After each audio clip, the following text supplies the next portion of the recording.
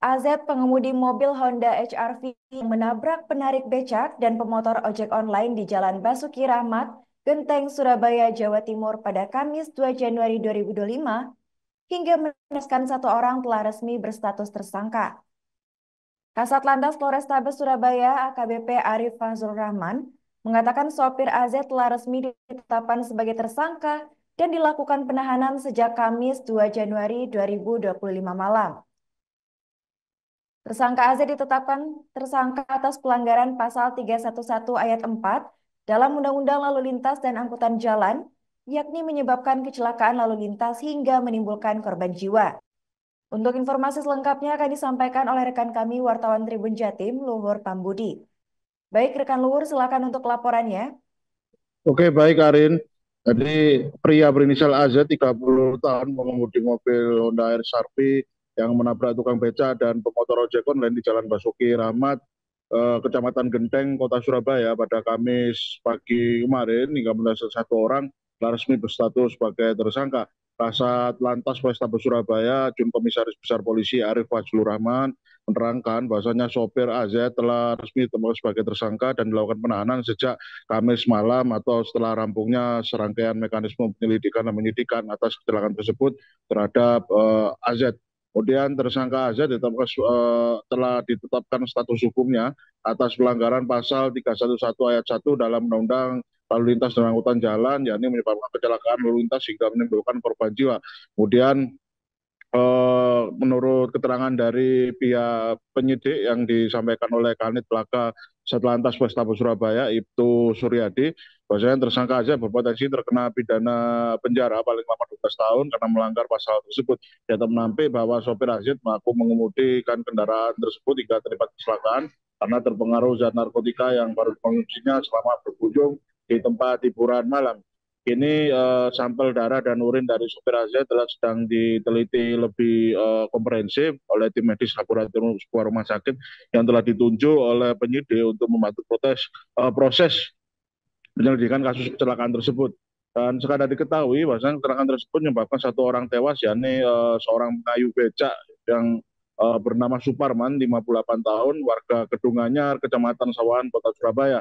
Korban Suparman meninggal dunia dengan luka parah hampir di sekujur tubuhnya, terutama yang paling parah adalah anggota tubuh gerak bagian bawah, terutama yakni pada kaki kanannya yang luka parah bahkan putus.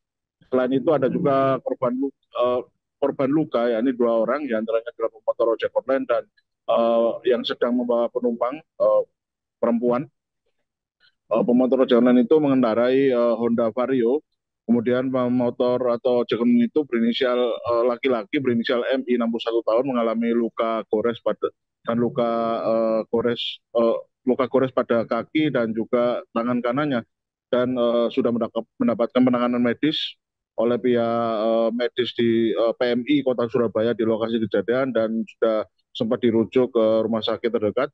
Kemudian untuk penumpangnya berinisial T 31 tahun mengalami memar pada pipi kiri, kemudian luka gores pada tangan dan luka gores juga pada kaki kanan. Kemudian Tribun Jatim juga sempat memantau rumah duka dari Suparman yang berlokasi di Kedunganyar, Kecamatan Sawahan, Kota Surabaya. Jadi kami sempat menemui adik ipar dari korban yang bernama Roy Midat, bahwasanya kakak iparnya itu meninggalkan satu anak, yakni anak sematawayang berinisial DK 12 tahun yang sedang menempuh pendidikan di kelas 6 SD. Kemudian istri dari kakak iparnya itu dalam keadaan mengalami kekurangan pada bagian eh, penglihatan matanya. Jadi pada indera penglihatannya itu istri dari Suparman ini semacam cenderung agak kabur ya, jadi belum bisa bisa melihat secara jelas sehingga tidak bisa beraktivitas keseharian secara normal atau secara leluasa dan tidak bisa bekerja selama ini. Kemudian dari pihak keluarga, menurut Roim Hidayat, bahwasanya pihak keluarga besar berharap selain tersangka ditindak tegas sesuai dengan hukum dan perundang-undangan yang berlaku, pihak keluarga korban juga berharap kepada pihak tersangka atau pihak dari keluarga tersangka juga bisa bertanggung jawab secara sosial terhadap keluarga korban yang kehilangan sosok pencari mata pencarian. Kemudian mengenai firasat, bahasanya menurut keterangan dari Roim, semalam sebelum kejadian, yakni pada hari Rabu, dirinya sempat bermimpi bahasanya ada seseorang yang direkonstruksikan dalam mimpinya itu dalam keadaan meninggal dunia, namun belum bisa dilihat secara pasti sosok dari orang yang meninggal dalam mimpinya itu, dan ternyata pada pagi harinya, yakni sekitar pukul 08.30, dirinya memperoleh kabar dari tetangga sang kakak ipar yang mengabarkan kalau kakak iparnya terlibat kecelakaan pada pagi hari dan menjalani penanganan medis di Rumah Sakit Dr. Sutomo Surabaya, namun nyawanya tetap tidak tertolong karena kondisi luka parah pada bagian kaki. Kemudian mengenai sosok dari korban itu sendiri, menurut Roim atau adik ipar korban ini dikenal pendiam, ramah dan baik, dan informasi yang berhasil dihimpun dari para tetangga, ternyata si korban ini suka membantu warga untuk bepergian dengan menggunakan becaknya, dan si Suparman ini atau korban ini tidak pernah memasang tarif secara khusus saat menarik becak atau mengantar para tetangganya ke suatu tujuan yang diminta.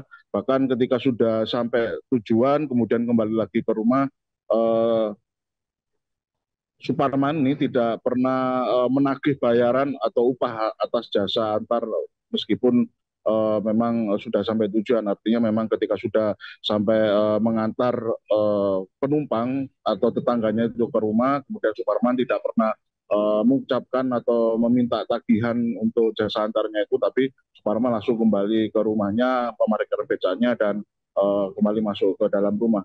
Kemudian untuk keterangan dari istri korban yang bernama Marsima, bahwasanya suaminya itu memiliki kepribadian yang terbilang humoris walaupun cenderung agak pendiam, dan belakangan ini suaminya itu selalu berkata bahwasanya dirinya atau sang suami itu merasa lega karena pada Kamis pekan lalu, seminggu sebelum kejadian, sang suaminya itu berhasil menunaikan hajat untuk menghitankan anak sematawayangnya yang berinisial DK itu, dan keberhasilan untuk menunaikan hajat itu terus-menerus disampaikan ketika ngobrol di dalam rumah, bahkan sebelum tidur juga, dan ternyata Marsimah menganggap kalau ucapan atau cerita terkait keberhasilan dari Suparman menghitankan menunaikan hajatnya, menghitankan anak sematawayangnya itu adalah sebagai petanda atas kepergian dari sang suami. Dan Marsima juga berharap bahwasanya pihak tersangka, terutama dari pihak keluarga tersangka, bisa juga bertanggung jawab secara sosial terhadap keluarganya yang kehilangan sosok tulang punggung keluarga sebagai pihak yang mencari mata pencarian. Demikian reportase kami, Arin, kembali ke studio. Baik, terima kasih rekan Luhur atas laporannya dan silakan melanjutkan aktivitas kembali. Tribuners, kami juga merangkum sejumlah wawancara dengan pihak terkait. Berikut kami tampilkan.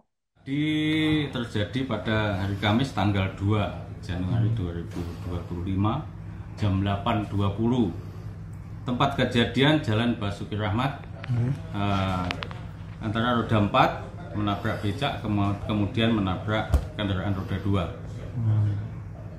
Dari kejadian tersebut mengakibatkan pengemudi becak dirawat di rumah sakit, kemudian meninggal dunia.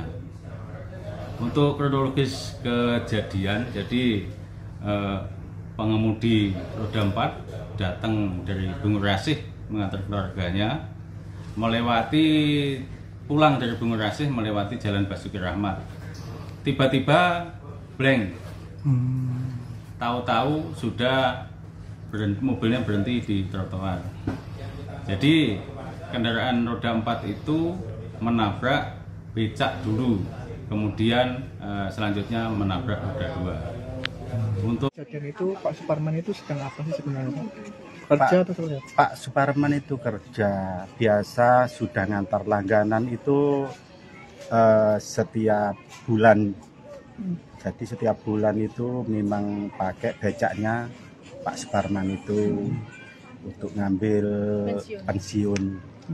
Nah, tadi berangkatnya itu jam 8. Nah, saya dapat kabar itu kurang lebihnya jam setengah 9 bahwa saudara saya kecelakaan dan dinyatakan meninggal. Bu, ngapunten niku wau saat berangkat dari rumah mau narik atau mau bekerja sempat wonten cerita-cerita lain? Enggak. Wonten ya biasa seperti biasa. Biasa. Kayak sarapan biasa. Iya. Sempat ada kayak request permintaan masakan khusus wonten? Enggak. Wis biasa bawa nasi terus beli apa itu? Beli telur dadar jagung dimakan di embong itu. Oh, berarti bontot ngoten nggih. Untuk ini Bu, mungkin ada harapan untuk dari pihak nopo si yang menabrak niku pripun dari jenengan? Kayak diminta dihukum napa minta pripun? Download Tribun X sekarang. Menghadirkan lokal menjadi Indonesia.